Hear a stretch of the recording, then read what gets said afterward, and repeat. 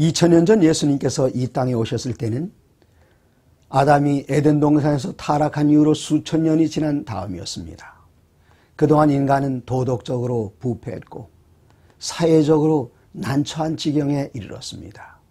인간들의 영적 상태는 완전히 하나님을 떠났었고 도덕적으로 또 육체적으로 그들의 모든 것은 가장 쇠락한 가운데 희망이 없는 그때에 사도 바울이 갈라디아서 4장 4절에 때가 참에 하나님께서 그 아들을 이 땅에 보내셨다고 했던 바로 정확한 그때에 예수님께서 이 땅에 오셨습니다.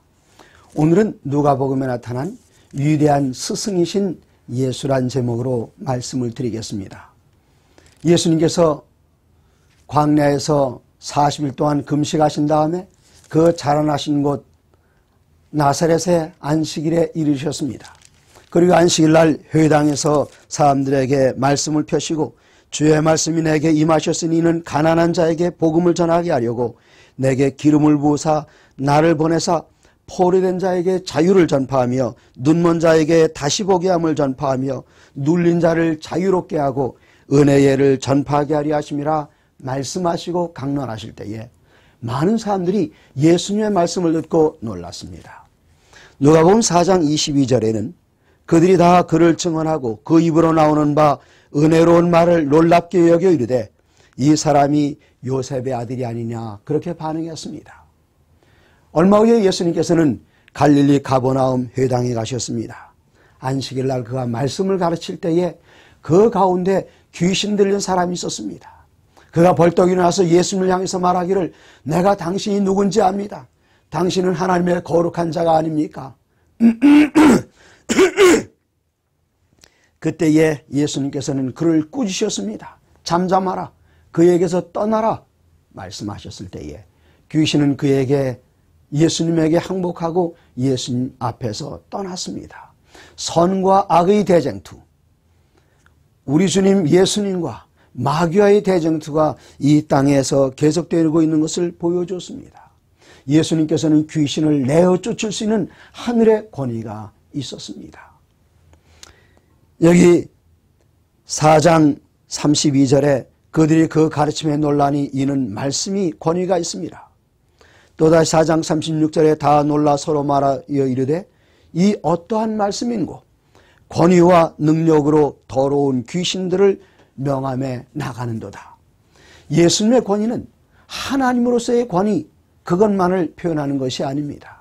오늘도 예수님 안에서 말씀 안에 깊이 빠지게 될 때에 같은 권위가 있음을 우리에게 보여주는 그 표현이 바로 이것입니다. 말씀이 권위가 있습니다. 우리가 하나님의 말씀 가운데 깊이 빠져들게 될 때에 그리고 말씀이 우리 생애 속에 성육신화 되게 될 때에 우리들은 예수님처럼 말씀으로 사단을 제어할 수 있는 권위를 가질 수 있게 됩니다. 예수님의 권위는 또한 어떤 권위였습니까? 7장으로 가시면 7장 36절부터 여기에 놀라운 이야기가 하나 기록이 되어 있습니다. 그 이야기는 무슨 이야기인가 하면 시몬이란 한 바리새인이 예수님을 초청했습니다. 그는 한때 문둥병자였습니다. 그를 고쳐줬습니다. 감사한 마음에 예수님을 초청했는데 그때 그 동네에서 죄인으로 알려진 한 여인이 예수님께 나와 눈물을 흘리며 머리카락으로 예수님의 발을 씻어주며 옥합을 깨뜨려 예수님의 머리에 부었습니다. 시몬이 그것을 불편하게 생각했습니다. 이분이 내가 선지자인 줄 알고 있었는데 어떻게 죄인인 여자를 용납하는가? 이때 예수님께서는 그 마음을 아시고 이런 이야기를 하셨습니다. 많이 용서받은 사람과 적게 용서받은 사람 누가 더 많이 사랑하겠느냐? 시몬은 대답하기를 많이 탕감함을 받은 사람이 더 사랑합니다. 그때 예수님께서는 이 여인의 행동을 말씀하셨습니다. 이 여인이 비록 죄인이라 할지라도 그의 마음 가운데 가지고 있는 깊은 죄책감과 가난한 심령으로 내게 나와 내 머리에 감람류를 붓고 내 발에 입을 맞추지 않았느냐. 이 여인은 많은 죄가 있는 여인이지만 그 여인에게 죄가 사하여졌다 이야기하셨습니다. 그리고는 말씀하시기를 내 죄 사함을 받았느니라. 그때 사람들은 속에 이르기를 이 사람이 과연 누구이기에 죄도 사하는가? 그런 질문을 했습니다. 예수님께 죄를 사하신 이야기는 누가복음 5장에 또 기록되어 있습니다. 누가복음 5장에 보시면 24절에 인자가 땅에서 죄를 사하는 권세가 있는 줄을 너희로 알게 하리라.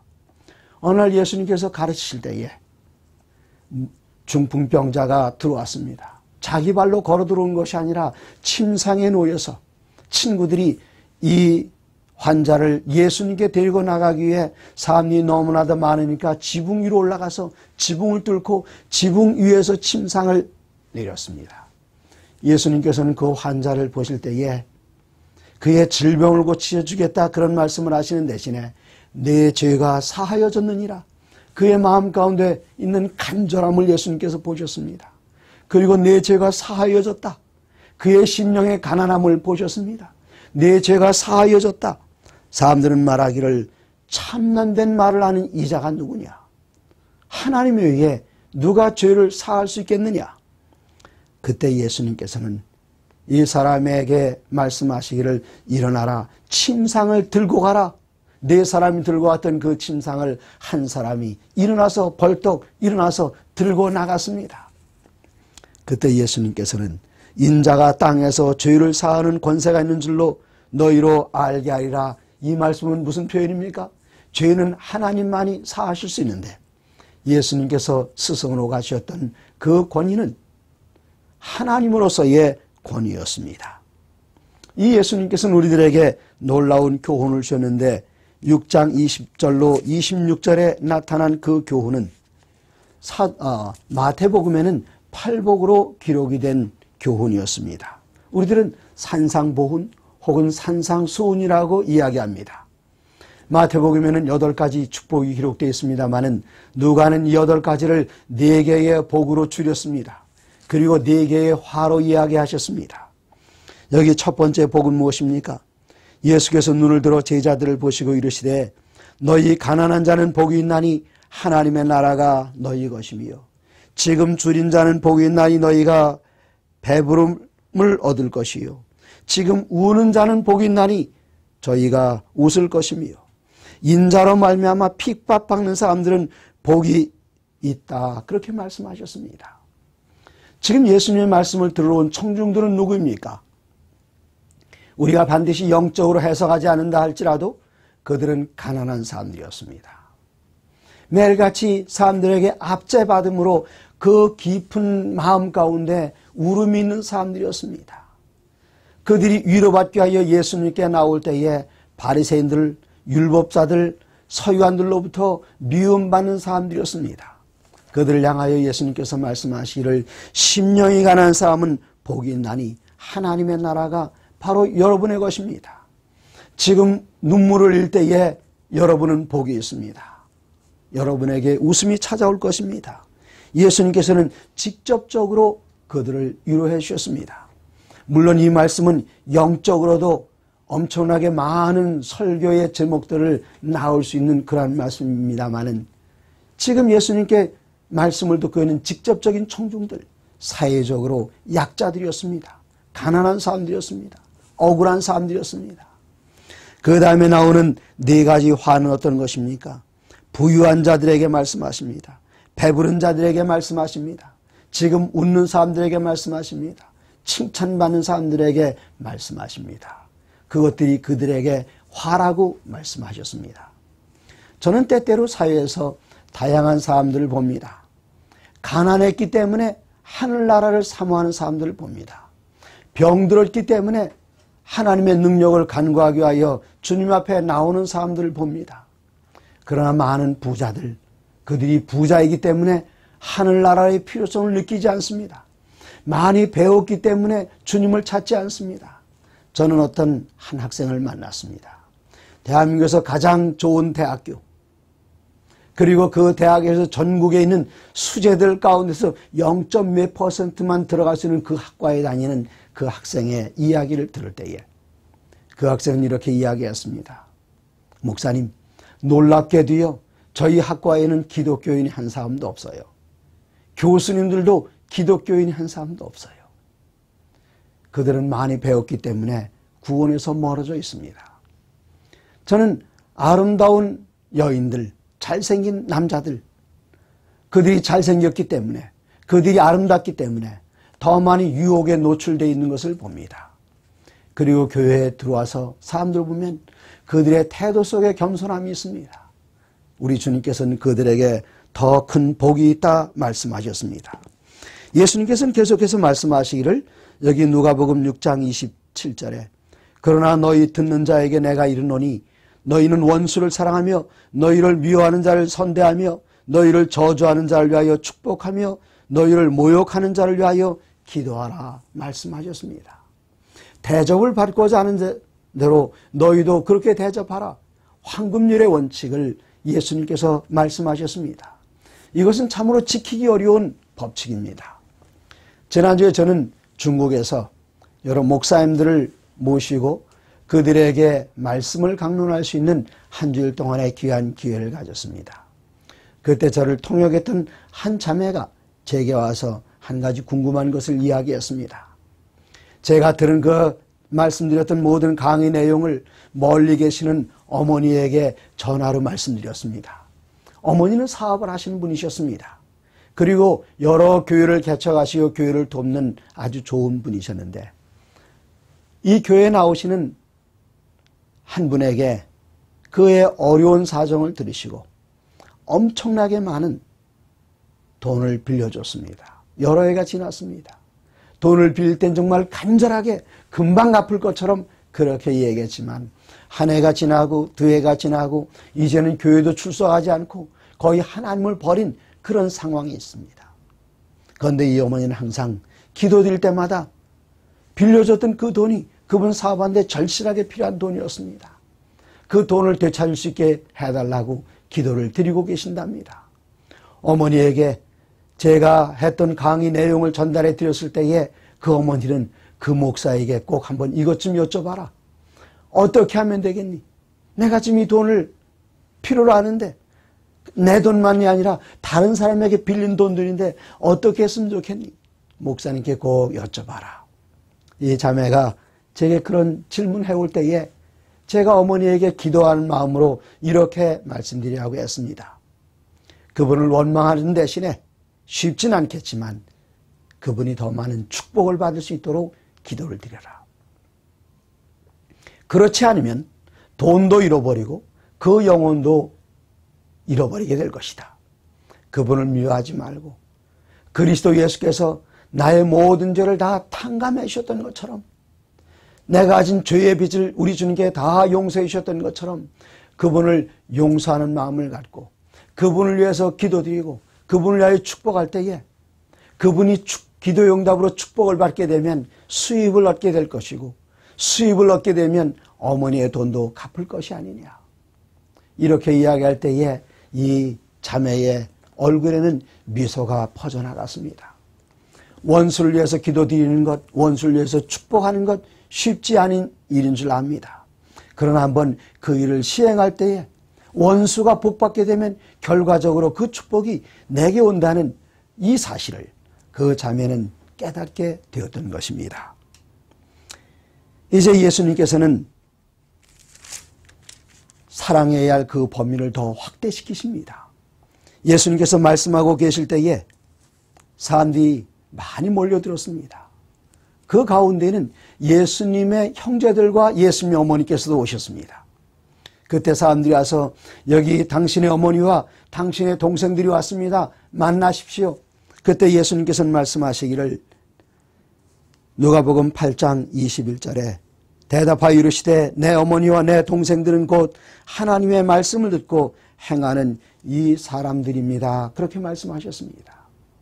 예수님 이전에도 그리고 오늘날도 많은 선생들이 이야기합니다. 사람을 사랑하라고 이야기합니다. 연합을 주장합니다. 그러나 그들이 이야기하는 그 연합은 무엇입니까? 그 연합은 배타적인 연합입니다.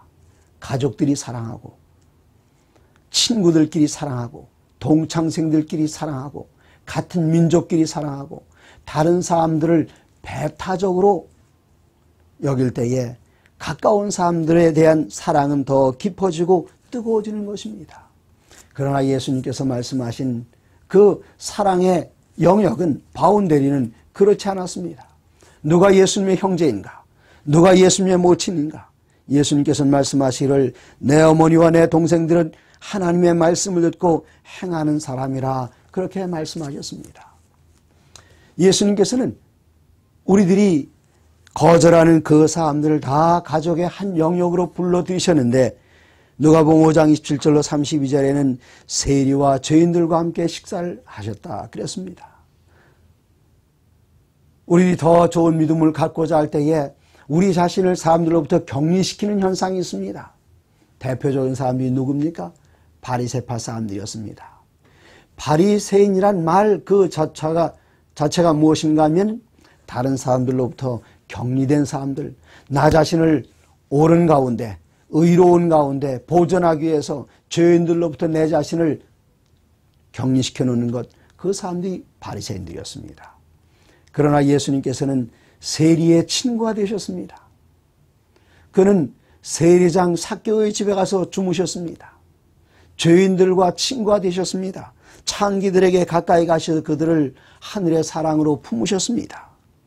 그리고 예수님께서는 누가복음 7장 1절로 10절에 백부장의 종을 고쳐주셨습니다. 백부장은 이방인입니다. 이스라엘 사람들을 압제하는 사람들입니다. 그의 친구가 되셨습니다. 종은 사회적으로 제껴진 사람들이었습니다. 그들을 기쁜 마음으로 고쳐주셨습니다. 몸이 불편한 사람들, 맹인들, 저는 사람들을 고쳐주셨습니다.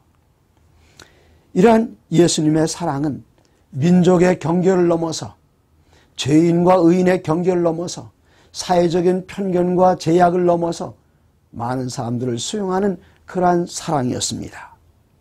예수님의 사랑이 잘 묘사된 것이 수직적으로 묘사된 것이 누가복음 15장에서 집 나간 아들을 기다리는 아버지의 사랑이었다면 수평적으로 잘 묘사된 그것은 누가복음 10장 25절부터 나오는 이야기입니다. 선한 사마리아의 이야기 가운데서 수평적으로 보여주는 예수님의 사랑이 잘 이야기로 표현되어 있습니다.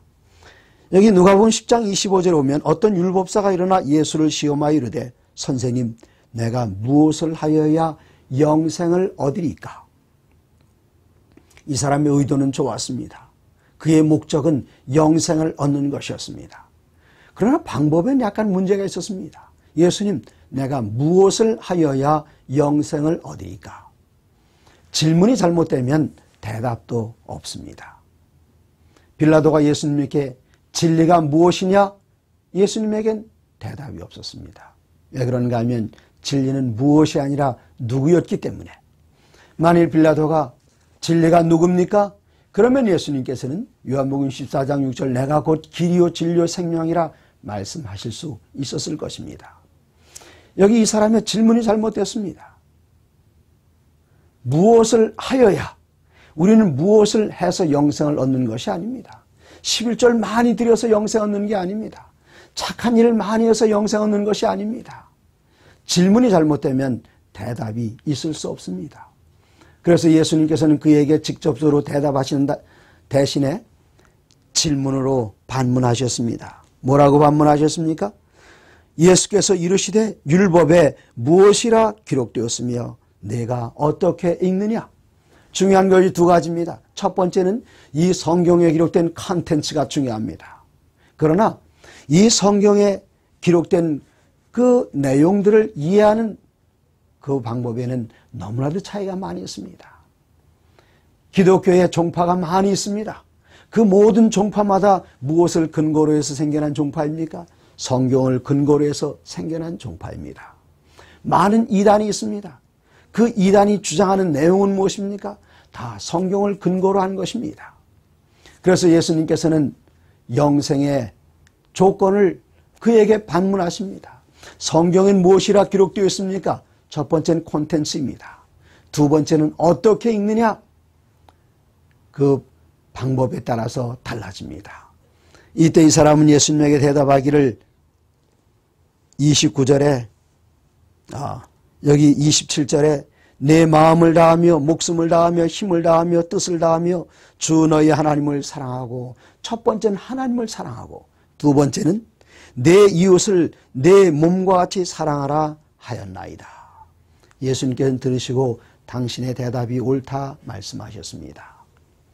하나님에 대한 사랑, 인간에 대한 사랑, 이 둘을 한 단어로 줄이면 무엇입니까? 사랑입니다. 영생을 얻는 조건은 무엇입니까? 그것은 사랑입니다. 하나님에 대한 사랑, 인류에 대한 사랑. 이때 이 사람은 예수님에게 의롭게 보기 위해서, 그러면 선생님, 내 이웃이 누굽니까? 이때 들려주신 이야기가 바로 선한 사마리아에 대한 이야기였습니다. 많은 사람들이 의롭게 생각한 사람, 첫 번째 사람이 나타났습니다. 강도 만난 사람에게 첫 번째 나타난 사람은 제사장이었습니다. 그냥 지나갔습니다. 두 번째 나타난 사람은 누구였습니까? 그들은 레인이었습니다. 그냥 지나갔습니다. 세 번째 나타난 사람은 누구였습니까? 그 사람은 사마리아인이었습니다. 모든 유대인들이 경멸하는 사마리아인이었습니다. 예수님께서는 이 사마리아인의 행동을 높이셨습니다. 여기에서 예수님께서는 이 사람의 행동을 높이시는 그 가운데 특별한 의도가 있었습니다. 그것은 민족적인 경계선을 넘어서 존경해야 할 필요가 있다는 것입니다. 국가적인 영역을 넘어서서 사랑해야 할 국민들이 있다는 것입니다. 여기 사마리아인에게 도움받았던 강도 만난 그 사람이 유대인인지 사마리아인인지 이방인인지 나와 있지 않습니다. 이 사마리아인은 벌거벗은 이 사람이 어느 나라 사람인지, 민족이 어떤 민족인지, 착한 사람인지 악한 사람인지 선한 일을 많이 한 사람인지 그것을 따지지 않고 그가 당한 그 형편을 불쌍히 여기면서 그를 도와줬습니다. 먼저 그 앞에 지나갔던 제사장과 네 사람은 내가 이 사람을 도와줄 때 내가 어떻게 될 것인가, 그것을 생각했습니다.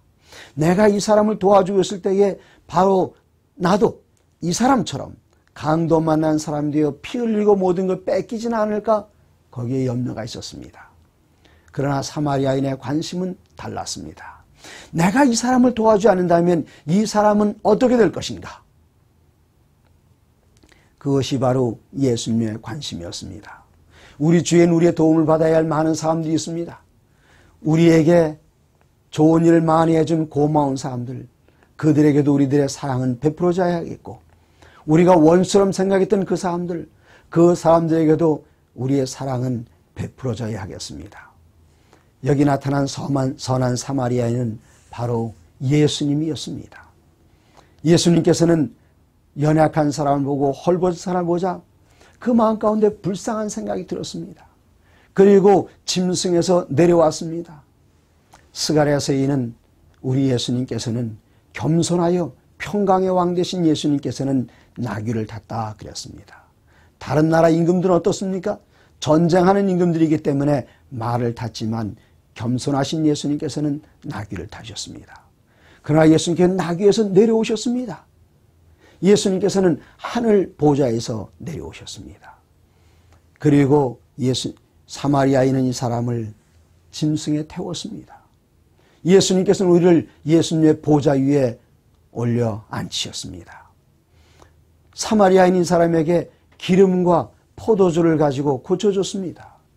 예수님께서는 십자가에서 포도주로 비유되는 예수님의 보혈을 흘리셨습니다. 그리고 예수님께서 승천하신 다음에 제일 먼저 보내신 것 무엇이었습니까? 성령이었습니다. 포도주와 기름으로 우리를 고쳐주셨습니다. 그리고 우리를 안전한 곳 교회에다 맡겨주셨습니다. 그리고 사마리아 사람은 은 전 2개를 주면서 돌아올 때까지 이 사람을 보호해달라 이야기했습니다. 예수님께서는 우리를 교회에 맡겨주셔서 우리들은 교회에서 다 회복됐습니다. 그리고 사마리아 사람은 돌아오겠다 이야기했습니다. 예수님께서는 내가 다시 오리라 말씀하셨습니다. 부비가 더 들면 갚아주겠다 말씀하셨습니다. 우리 예수님께서는 이 땅에 속히 오셔서 우리의 행한 대로 갚아주겠다 말씀하셨습니다. 우리의 좋은 스승이신 예수님, 사랑을 실천하신 예수님, 가난한 자들의 친구가 되셨던 예수님, 병든 자들의 친구가 되셨던 예수님, 죄인들의 친구가 되셨던 예수님께서는 오늘도 우리들에게 보여주셨던 그 사랑을 실천하라고 명령하십니다. 스승으로서 우리를 명령하십니다. 그리고 하늘에 오신 영적 권위로서 우리에게 명령하십니다. 이제 우리들의 나아가 예수님께서 가난한 자들을 도우셨던 것처럼 그들을 돕고 병든 자들을 도왔던 것처럼 우리들은 그런 분들을 돕고 그리고 죄 가운데 많은 사람들이 좋아하지 않는 그 사람들이 있다면 우리가 그 어떤 누구보다도 먼저 가서 그들에게 하늘의 소식으로 위로의 말씀을 증거해야 하겠습니다. 스승이신 예수님의 발자취를 따르는 제자들이 되시기를 바랍니다. 감사합니다.